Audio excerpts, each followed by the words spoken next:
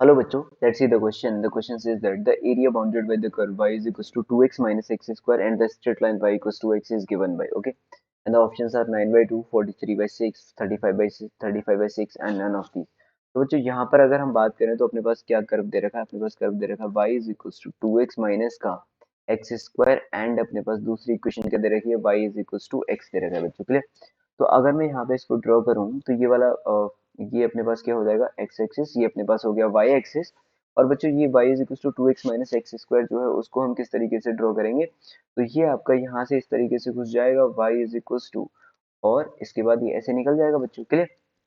तो ये मेरे पास क्या हो गया, ये मेरे पास हो गया यहाँ पर y इज इक्वल टू, यहाँ पे क्या हो गया y is equal to 2x minus X square. अब जो सेकंड लाइन है अपने पास, सेकंड लाइन के y is equal to x वाली लाइन है बच्चों, तो y इक्वल टू x वाली लाइन यहाँ से कुछ इस तरीके से चली जाएगी, that is y is equal to x। Now the bounded area between these curve क्या हो जाएगा, इन दोनों से बाउंडेड एरिया कौन सा है, तो इन दोनों का जो बाउंडेड एरिया है वो ये वाला एरिया आता है बच्चों। तो यहाँ पे मैं ग्रीन कलर से इसको शेडेड कर रहा हूँ, ओके। तो ये जो ग्रीन कलर से मैंने शेडेड किया है that will be the required area, clear? बात आ गई समझ में यहाँ पे। तो अगर हम इसका इंटरसेक्शन पॉइंट की बात करें बच्चों, यहाँ पे ये हो गया अपने पास O, ये हो गया अपने पास A, क्लियर? तो इसका सैडेड पोर्शन के लिए सबसे पहले मैंने क्या किया, यहाँ पे A पॉइंट निकाले बच्चों। तो पॉइंट A के कोऑर्डिनेट क्या आ जाएंगे, तो for coordinate of A, for the coordinates of A, तो कोऑर्डिनेट्स ऑफ ए के लिए क्या करेंगे बच्चों, हम ए के लिए हमने क्या किया, यहाँ पे इन दोनों इक्वेशंस को सॉल्व कर लिया। तो y इक्वल्स टू एक्स मैंने पहली वाली इक्वेशन में रख दिया, तो 2x माइनस एक्स स्क्वायर आ जाएगा, इसका मतलब X square is equal to X आ जाएगा, x इज इक्वल टू 0,1 आ जाएगा बच्चों, क्लियर? ये आ गया।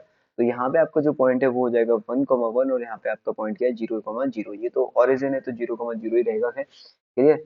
ये आ गया। तो इस वाले पॉइंट को क्या बोल सकते हो, 1,0 बोल सकते हो। नाउ अब अपने को जो ग्रीन वाला एरिया निकालना है उसके लिए क्या करना पड़ेगा, अपने को ये कर्व से एरिया निकाल के और इस ट्राइंगल के एरिया को माइनस करना पड़ेगा, ओ ए, यहाँ पे सी, ओ ए सी ले लेते हैं।